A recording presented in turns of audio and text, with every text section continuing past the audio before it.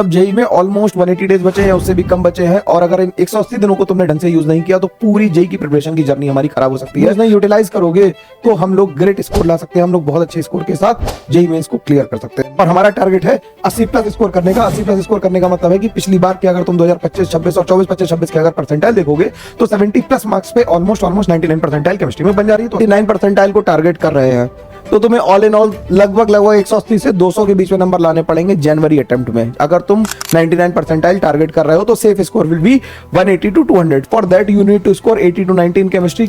तो कैटेगरी हम लोगों ने दो कैटेगरी करी है, एक जो ऐसे स्टूडेंट जो क्लास 12th में है और दूसरे स्टूडेंट जो ड्रॉपर है। सिलेबस ऐसे कंप्लीट नहीं होता कि हमने यहाँ से भी देख लिया, वहां से भी देख लिया, वहां से भी देख लिया और बहुत सारा कर लिया। 9 परसेंटाइल इसका प्रिंट निकलवा के मेरी फोटो के साथ मैं इधर खड़ा हो जाता हूँ एक तरफ कोने में। Hello everyone, welcome to Dexter Cam. आज हम लोग बात करने जा रहे हैं जब जेई में ऑलमोस्ट 180 डेज बचे हैं या उससे भी कम बचे हैं, और अगर इन 180 दिनों को तुमने ढंग से यूज नहीं किया तो पूरी जेई की प्रिपरेशन की जर्नी हमारी खराब हो सकती है। तो इस वीडियो को पूरे मेरी रिक्वेस्ट है कि सब लोग लास्ट तक देखेंगे और अपने कमेंट करके जरूर बताएंगे कि हाँ सर हम लोग कहाँ पे हैं, कहाँ पे रिलेट कर पा रहे हैं इस वीडियो में, और क्या और इनपुट मेरे से चाहिए वो भी बता देंगे मैं, ठीक है ना। लेकिन वीडियो पूरा लास्ट तक देखेंगे और लास्ट में बढ़िया बात बताऊंगा जिससे और सिलेक्शन में फायदा मिलेगा। लेकिन ध्यान रखना कि ये 100 दिन अब जीवन में कभी लौट के नहीं आएंगे किसी के भी। ये आखिरी 180 दिन है जब जेई मेंस 1 तुम्हारा हो रहा होगा, तो पूरी बात ध्यान से सुनना। तो हम लोग बेसिकली जब बात करने वाले हैं तो हम लोग रोड मैप की बहुत सारे लोगों ने डिमांड की थी कि सर रोड मैप लेके आइए, तो हम लोग फुल केमिस्ट्री रोड मैप लेके आए 180 दिन का प्लान, जिसे हम लोग पूरे अच्छे तरीके से करेंगे। जो 12th और ड्रॉपर्स के लिए, 11th वालों के लिए अभी बात करने का कोई सेंस अभी तो नहीं बनता, क्योंकि 11th वाले तो अभी सो ही रहे हैं ना यार। जग रहे हो 11th वालों, जरा कमेंट करके बताना, अटेंडेंस लगाना 11th वालों जरा कितने लोग हैं वहां पे। मेरे को तो लगता भी नहीं होगा कोई, है ना। तो 12th और ड्रॉपर वालों भाई तुम लोग तो सो के उठ जाओ और इस रोड मैप को पूरी तरीके से फॉलो करेंगे, मैं भी और तुम भी, और हम लोग सारे लोग नंबर अच्छे लाने की कोशिश करेंगे। तो शुरुआत करते हैं। 180 दिन बचे हैं जेई में या उससे भी कम, इवन लेस, है ना, इवन लेस। सिंपल बात है ना कि इससे भी कम दिन बचे हैं। तो अगर तुम इस 180 दिनों का स्मार्टली यूज करोगे, इन्हें यूज करोगे, यूटिलाइज करोगे, यूटिलाइज लिख देता हूं, है ना, यूज नहीं यूटिलाइज करोगे तो हम लोग ग्रेट स्कोर ला सकते हैं। हम लोग बहुत अच्छे स्कोर के साथ जेई मेंस को क्लियर कर सकते हैं। मैंने क्या किया है, मैंने इन 180 दिनों को 3 फेजेस में डिवाइड कर दिया है, ठीक है। और हमारा टारगेट है 80 प्लस स्कोर करने का। 80 प्लस स्कोर करने का मतलब है कि पिछली बार के अगर तुम 2025, 26 और 24, 25, 26 के अगर परसेंटाइल देखोगे तो 70 प्लस मार्क्स पे ऑलमोस्ट 99 परसेंटाइल केमिस्ट्री में बन जा रही है। तो 80 प्लस का मतलब है is a very good score और हम लोग उसे अचीव करने की कोशिश करेंगे। इस बात शुरू करते हैं कि हम लोग क्या कहना चाहते हैं। कि हम लोग पहले ये देख लेते हैं कि कॉमन गलतियां क्या क्या करते हैं। पहली गलती कि हम लोग रैंडमली पढ़ते हैं, खासकर ड्रॉपर्स। 12th वालों के पास तो स्कूल होता है और स्कूल में कुछ कुछ चीजें ऑर्गेनाइज तरीके से चल रही होती है, लेकिन ड्रॉपर्स जो अपने आप पढ़ रहे हैं बिना किसी कोचिंग या बिना किसी सपोर्ट सिस्टम के, जब तुम अपने आप पढ़ते हो तो रैंडमली पढ़ते हो। और ये जो कोचिंग में इनरोल नहीं है, ऑनलाइन या ऑफलाइन कहीं पे भी, वो बिल्कुल कमेंट करके बताना कि हाँ सर आज मेरा मन हुआ थर्मोडायनेमिक्स पढ़ ली, कल मन हुआ इलेक्ट्रोकेमिस्ट्री पढ़ ली, परसों एटॉमिक स्ट्रक्चर पढ़ लिया, नर्सों बायोमोलिक्यूल्स पढ़ लिया। इस तरह से रैंडमली पढ़ रहे हैं, कोई भी ऑर्गेनाइज तरीका नहीं आ पाता, क्योंकि हमें लगता है कि हमारा बायोमोलिक्यूल छूट रहा है तो हम वो पढ़ लेंगे, थर्मोडायनेमिक्स छूट रही तो वो पढ़ लेंगे। तो रैंडम स्टडी नहीं करनी है, ठीक है। तो अपने दिमाग से तो नहीं चलना, क्योंकि एक बार फेल हो चुके ड्रॉपर हो इसीलिए, ठीक। और 12th वालों तुम एक्सपेरिमेंट मत करो, है ना। दूसरी चीज जो लोगों के पास लैक करती है, कोई प्लानर ही नहीं होता है कि कोई प्लानर हो जिसे फॉलो करके हम लोग स्कोर को अचीव कर पाए। तो कोई प्लानर ही नहीं है हमारे पास, कोई सिस्टम ही नहीं है जिससे हम कुछ प्लान कर पाए। तो कोई भी डे वाइज प्लानर नहीं है, कोई वीकली टारगेट नहीं है। तो समय क्या होगा, धीरे धीरे करके निकलता चला जाएगा, और समय जैसे जैसे निकलता जाएगा वैसे वैसे तुम्हारे ऊपर प्रेशर और बैकलॉग बढ़ते जाएंगे, ठीक है ना। तो ये बात ध्यान रखना। और तीसरी चीज क्या होती है कि लोग रिवीजन नहीं कर पाते। कई लोग ये कमेंट करके भी बताएंगे कि हाँ सर रिवीजन के लिए समय नहीं मिलता। हम लोग नए टॉपिक तो सीखते चले जा रहे हैं, हम keep on learning new topics, but हम पीछे के टॉपिक्स को कभी रिवाइज ही नहीं करते हैं, और फिर वो बैकलॉग में आ जाते हैं कि सर वो मोल कॉन्सेप्ट ही नहीं आता हमें। तो आप तो सॉल्यूशन पढ़ाने आ गए 12th का, हमें तो 11th का मोल कॉन्सेप्ट तक नहीं आता। ये दिक्कत है, तीसरी गलती है, ठीक, कि रिवीजन जरूर करना है। चौथी गलती, लोग मॉक टेस्ट नहीं देते यार। लोग मॉक टेस्ट से बचते हैं, कहते हैं कि जब पूरा सिलेबस हो जाएगा तब मॉक टेस्ट देंगे। इसे हम लोग कहते हैं, हमें हिंदी में कहावत है, ना नौमन तेल होगा ना राधा नाचेंगी। ना तुम्हारी कभी थ्योरी कंप्लीट होगी, ना कभी तुम्हारा मॉक दोगे, फिर सीधे जेई का पेपर होगा वही मॉक होगा, तो फिर तो बस तुम जानो क्या होगा भाई। तो इसलिए मॉक देना बहुत जरूरी है, मॉक के बिना काम नहीं चलेगा। और 5वीं गलती जो सब लोग करते हैं वो पीवाईक्यू की प्रैक्टिस नहीं करते। पीवाईक्यू की प्रैक्टिस नहीं करते मतलब वो बिजी रहते हैं मॉड्यूल्स लगाने में, मॉड्यूल्स लगा लिए, फिर एक्स्ट्रा बुक लगा ली, फिर ये लगा लिया, फिर वो लगा लिया, फिर वो लगा लिया। एक प्रॉपर सीक्वेंस मैं अपने तो ड्रॉपर बैच में बता ही रहा हूं ना कि कौन सा सीक्वेंस फॉलो करना है। एक प्रॉपर सीक्वेंस होता है कि पहले कुछ सवाल डीपीपी के, ऐसा नहीं कि डीपीपी 500 सवाल हो गए, कुछ सवाल 50, 60, 70 सवाल, फिर 200 सवाल 2020 से लेके 2021 से लेके 26 तक के पीवाईक्यूज, और वो लगाने बहुत ही जरूरी है, और एडवांस के पीवाईक्यूज पिछले 20 साल के 2006 से लेके 2026 तक के। तो इतना करना पड़ेगा, लेकिन लोग ये नहीं करते। कितने लोग इन 5 में से प्रॉब्लम में कहां लैग कर रहे हैं? वो प्रॉब्लम नंबर 1 ऐसे लिख देना, सर मेरी P1 है, मेरी P2 है, मेरी 3 है, मेरी P4 है, मेरी P5 है, और या फिर M1 M2 लिख देना मिस्टेक्स में, और अगर हो तो बाकी ऑल लिख देना। ठीक, पोल भी करा लेंगे, चलो पोल करा लेंगे। तो प्रॉब्लम तो है ना, ये बात सब लोग रिलेट कर पा रहे हैं कि प्रॉब्लम है, और मैं जानता हूं है, तुम मानो या ना मानो है प्रॉब्लम तुम्हारे साथ, है ना। फिर स्कोर टू परसेंटाइल अगर हम लोग मैप करने की कोशिश करें कि स्कोर टू परसेंटाइल मैप करें, अगर हम 99 परसेंटाइल को टारगेट कर रहे हैं तो तुम्हें ऑल इन ऑल लगभग 180 से 200 के बीच में नंबर लाने पड़ेंगे जनवरी अटेम्प्ट में। अगर तुम 99 परसेंटाइल टारगेट कर रहे हो तो safe score will be 180 to 200। For that you need to score 80 to 90 in chemistry, क्योंकि ई और सी ही मिलकर तुम्हारी बेड़ा पार करेगा। एम में तो समस्या है भैया, एम में तो समस्या है, एम में तो मतलब 50 नंबर लाने में प्राण निकल जाएंगे। तो 200 लाने का मतलब 80 80 160 हुआ, 40 मैथ में ले आना, तब भी 200 लाने में बहुत ऐसी होने वाली है। तो 200 टारगेट करने के लिए केमिस्ट्री और फिजिक्स में ऑप्टिमम स्कोर 90 प्लस ही होना चाहिए, तभी 200 प्लस अच्छे से आ पाएंगे। ठीक, 98 परसेंटाइल टारगेट है तो लगभग 165 नंबर पे आ जाएगा, 97 है तो लगभग 150 पे, 96 है तो 140 पे, 95 है तो 130 पे, और उसी के प्रोपोर्शनल अमाउंट हम लोगों ने केमिस्ट्री में नंबर लिख लिए। केमिस्ट्री स्कोरिंग है, अच्छे से की जा सकती है, ये नंबर्स कहीं फिट करके रख लो, और अपना टारगेट कमेंट करके मेरे को, थोड़े कमेंट्स में ज्यादा मांग रहा हूं यार, मैं पता है, लेकिन एंगेजमेंट तो आना थोड़ा ज्यादा चाहिए, क्योंकि काम की बात बहुत ज्यादा कर रहा हूं। हम लोग बहुत सीरियस नोट पे हैं, और इस साल हम लोग बहुत ही अच्छा कंटेंट और भी बेटर तरीके से प्रेजेंट करने वाले हैं, उसके लिए मैं प्रिपेयर कर रहा हूं। मैं मतलब बहुत दिन रात लगा हुआ हूं तुम्हारे लिए। यूट्यूब पे वीडियो कम आ रहे हैं क्योंकि मैं बैकग्राउंड का काम बहुत ज्यादा कर रहा हूं, इसलिए थोड़ा कम आ रहा है। ठीक है, तो टारगेट कितना होना चाहिए? 80 से 90 के बीच का अपना टारगेट होना चाहिए। और जो टारगेट अगर तुम केमिस्ट्री में लेके चलोगे तो फिजिक्स का पेपर रिलेटिवली 2 साल से इजी आ रहा है, तो हम कह सकते हैं कि फिजिक्स में इतना स्कोर बन सकता है, तो तुम्हारा टारगेट जो है वो इजीली अचीव किया जा सकता है। शर्त यह है कि तुम मेरी सारी बात मानो और इस प्लानर को अंत तक देख के आराम से कमेंट भी करो और मेरे से कनेक्ट करने की कोशिश करो, है ना। हम लोग तुम्हें पूरी हेल्प करने के लिए ही हैं। हम लोग अगर इंपॉर्टेंट चैप्टर्स की बात करें तो हम लोग सारे ही चैप्टर्स हम लोगों ने लिख दिए almost, mole concept, redox reaction, solution kinetics, thermo electronic, और ये प्रायोरिटी लिस्ट में लिखे हुए हैं कैसे कैसे चलना है। तो एटॉमिक, इनऑर्गेनिक में पीरियोडिक, केमिकल बॉन्डिंग, कोऑर्डिनेशन, फिर डी ब्लॉक को चाहे ऊपर कर सकते हो, पी ब्लॉक को नीचे स्वाइप कर सकते हो। मेरे लिए तो पी ब्लॉक ही ज्यादा इंपॉर्टेंट रहता है, डी ब्लॉक से एक क्वेश्चन आता है। फिर इधर जीओसी आइसोमेरिज्म के साथ पीओसी कर सकते हैं, हाइड्रोकार्बन, एमाइंस, फिनॉल्स, बायोमोलिक्यूल्स और एल्डिहाइड कीटोन, पूरी ऑर्गेनिक भी लगभग लोग हम लोगों ने कवर कर ही ली। मैं 18 चैप्टर है यार, 18 चैप्टर तो 180 दिन में आराम से किया जा सकता है, एक चैप्टर को 10 दिन लेने, है ना। और फिजिकल में भी उसी ऑर्डर में लिखे हुए हैं, क्योंकि आयनिक में लोगों को दिक्कत होती है, आयनिक थर्मो को, इसलिए उसे नीचे रखा है। Mole concept, redox reaction, solution kinetics ऊपर है। ठीक है, तो इस ऑर्डर में हम लोग इन चैप्टर को करेंगे, और इनके लिए हम लोग पूरा रोड मैप और प्लानिंग के साथ आए हैं। ठीक, तो अब लोग स्टूडेंट्स को 2 कैटेगरी में डिवाइड कर लेते हैं। तो कैटेगरी हम लोगों ने 2 कैटेगरी करी है, एक जो ऐसे स्टूडेंट जो क्लास 12th में है, और दूसरे स्टूडेंट जो ड्रॉपर है। जो 12th में है अभी उन्होंने 11th बर्बाद कर रखी है, कमेंट करके बताना फिर से कि कितनों ने 11th बर्बाद कर रखी है, और वो एडवांस लर्नर बनना चाहते हैं, वो एडवांस क्वालिफाई करना चाहते हैं। ऐसे लोगों को क्या करना पड़ेगा? बोर्ड के साथ साथ केमिस्ट्री पढ़नी पड़ेगी भैया, बोर्ड तो है ही ना, बोर्ड तो छोड़ नहीं सकते। इनके साथ फायदा क्या है कि इनके लिए हर चैप्टर फ्रेश चैप्टर है, क्योंकि 11th पढ़ा नहीं, पहली बार खाली गिलास में पानी भरने जैसा है, तो उसे कायदे से पढ़ लोगे तो एक बार में श्योर शॉट खत्म हो जाएगा। ठीक है, तो हमारा टारगेट क्या है कि सिलेबस कंप्लीट करें, स्ट्रॉन्ग बेसिक्स करें और 80 प्लस मार्क्स तक पहुंचे। और दूसरी कैटेगरी हमारे पास ड्रॉपर्स की है, जो अपना समय बर्बाद करके यहाँ पे मिलने आए हैं मेरे से, या मेरे से पहली बार मिल रहे हैं। कमेंट करके बताना कितने लोग मेरे से पहली बार मिल रहे हो। ठीक, तो वो ने हम लोग फुल टाइम जेईई एस्पिरेंट मानते भाई, कि सब कुछ छोड़ छाड़ के अब केवल वो दिन रात 15-16 घंटे पढ़ रहा है, मेहनत कर रहा है। 15-16 नहीं तो 12 तो पढ़ ही रहा है। ठीक, 12-16 अगर पढ़ 12-16 घंटे नहीं पढ़ रहा तो फिर ड्रॉपर मत कहलाओ अपने को, तुम फिर पार्शियल एस्पिरेंट हो, फुल टाइम एस्पिरेंट नहीं हो। ठीक है ना, तो you have already covered most of the syllabus. एक बार तो सिलेबस तुम लोग 12th में पढ़ के ही आए हो, जो छोटा आधा पता छूट रखा उसकी कोई दिक्कत नहीं। अब हमें फोकस करना है कि लूप होल्स कहां थे, प्रॉब्लम सॉल्विंग पे ज्यादा फोकस करना है, और स्पीड और कंसिस्टेंसी पे फोकस करना है। तो हमें ज्यादा पीवाईक्यूज करने पड़ेंगे, ज्यादा क्वेश्चंस करने पड़ेंगे, ज्यादा डीपीपी लगानी पड़ेगी, और अपनी थ्योरी को रिफाइन करना पड़ेगा। ठीक है, तुम्हारे पास अलग अलग दोनों के टारगेट है, क्योंकि 12th वाले को बोर्ड भी देखना है, लेकिन बोर्ड का फायदा यह है कि वो एनसीईआरटी बहुत तेजी से मास्टर कर सकता है, ड्रॉपर को इसमें दिक्कत आती है। तो हम लोग 80 डेज रोड मैप में हम लोग कहां से करेंगे, हम लोग अगस्त से शुरू कर रहे हैं, मान लेते हैं अगस्त से शुरू करेंगे।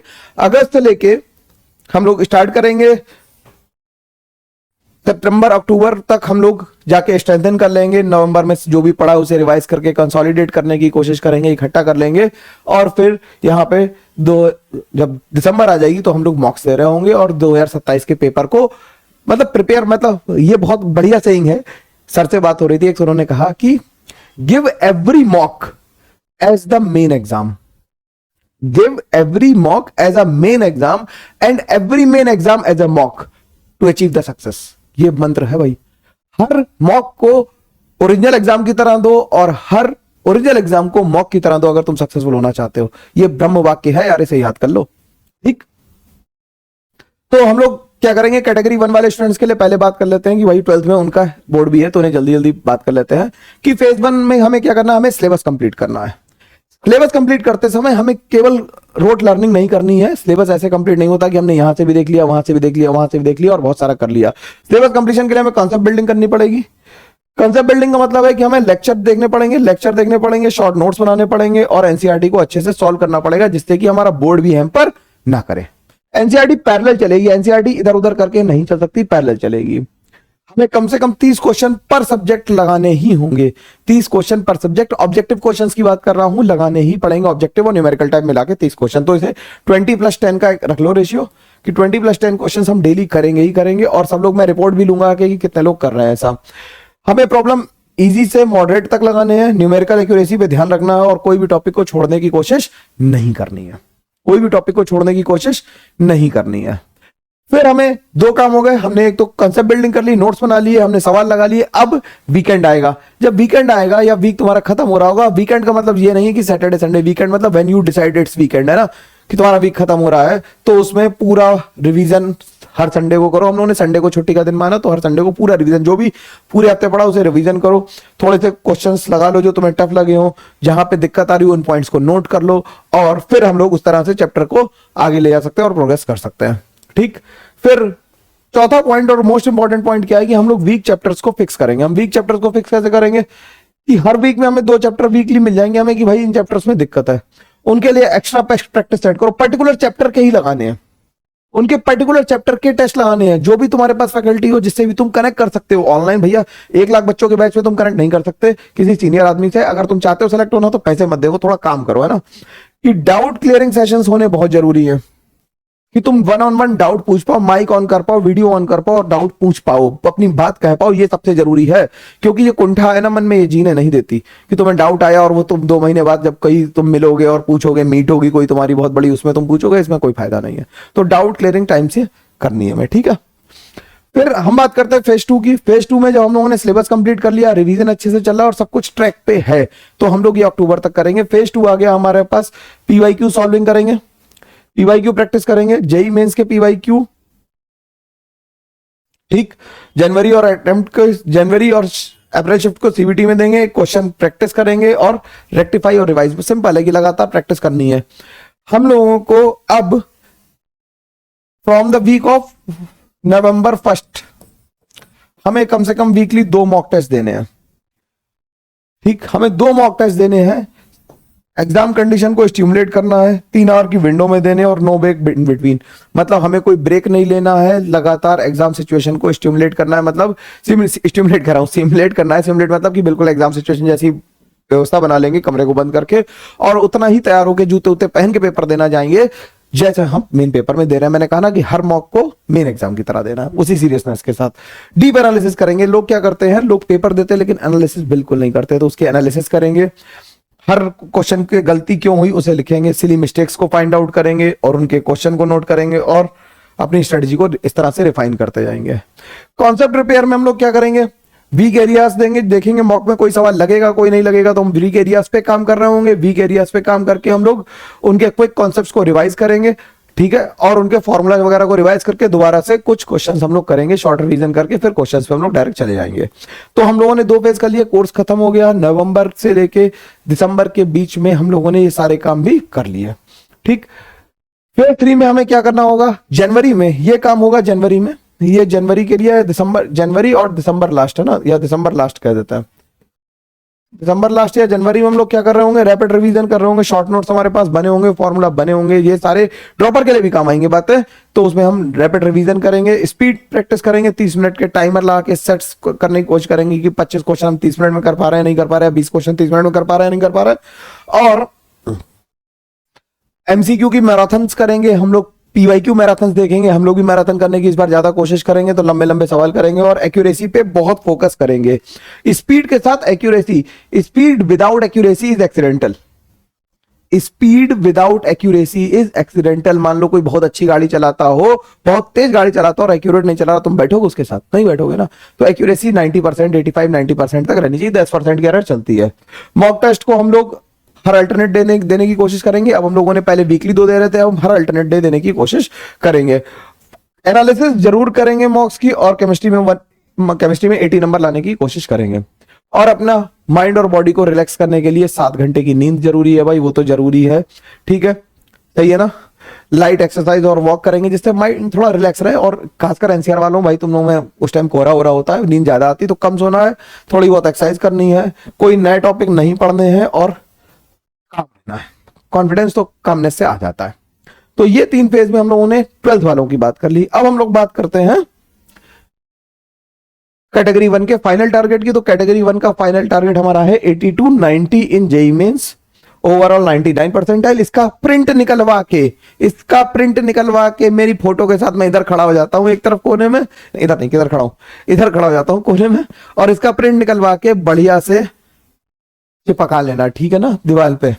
99 परसेंटाइल लानी है, 95% एक्यूरेसी रखनी है और 30 से 35 मॉक टेस्ट देने। अगर तुमने इन सब में टिक्स कर लिए तो तुम्हारे नंबर लाने से कोई नहीं रोक सकता, तुम्हें जरूर आएंगे नंबर, ठीक है ना। अब बात करते हैं कैटेगरी 2 ड्रॉपर्स की। डीप रिवीजन और एडवांस प्रैक्टिस करनी पड़ेगी। अगस्त से नवंबर हमारे पास 4 महीने का समय है। हम लोग कंसेप्ट लेयरिंग करेंगे, revise chapter with advance angle, ठीक है। हिडन कॉन्सेप्ट और गैप, जो हम लोग जैसे थ्योरी बता रहा हूं मैं तुम्हें, छोटी छोटी बातें बताता हूं ना, कि जो डीप अंदर तक सोच के जुगाड़ के चक्कर में रहोगे ड्रॉपर लोग तो बिल्कुल नहीं हो पाएगा, ठीक है ना। डेरिवेशंस को करना है, नोट ट्रिकी एक्सेप्शंस, इन्हें नोट करो और इन्हें ध्यान रखो, इनके एक्सप्लेनेशन सीखो। एडवांस प्रॉब्लम सॉल्व करनी है, 30+ प्रॉब्लम करनी है, रेफरेंस बुक करनी है, ऑर्गेनिक इनऑर्गेनिक फिजिकल की टाइम अगर अलाउ कर रहा है तो तुम्हारी स्पीड पे डिपेंड करता है। जेईई एडवांस के क्वेश्चंस करने हैं और टाइम योर सॉल्विंग का मतलब है कि अपनी जो भी सॉल्विंग है उसे टाइमर लगा के ही करो। गिव एवरी टेस्ट और every problem solving session as a test, ठीक है, ठीक है। हर चैप्टर को रिवाइज करना है, वीकली सब्जेक्ट टेस्ट देने हैं, फॉर्मूला शीट अपडेट करते रहनी है और ट्रैक करनी है हर गलती को अपना, ठीक है। हर गलती को ट्रैक करते हुए उसमें मास्टरी करते हुए चलनी है। अब हमें वीक एरिया, ग्रेश एरिया पे भी खुद ही काम करना है, क्योंकि हम ड्रॉपर है और हमारे तो ध्यान रखने वाले लोग कम ही है, और दिसंबर के बाद तुम जानते हो कोई ध्यान नहीं रखता किसी का, तुम्हें अपने आप खुद ही रखना है। तो की कॉन्सेप्ट लिखो, मिनी टॉपिक्स में तोड़ लो, फोकस प्रैक्टिस सेशंस करते रहो। तो ये तुम्हें इन 4 महीने में करना है, क्योंकि तुम्हारा कोर्स एक बार खत्म हो गया। अब आखिरी के महीने में तुम्हें भी वही करना है कि पीवाईक्यू डोमिनेशन करना है, एडवांस और मेंस के पीवाईक्यू लगाने, स्टेटमेंट बेस्ड, मैट्रिक्स में सारे तरह के टाइप के क्वेश्चंस लगाने, जो हम लोग कोशिश करेंगे तुम्हें देते रहें।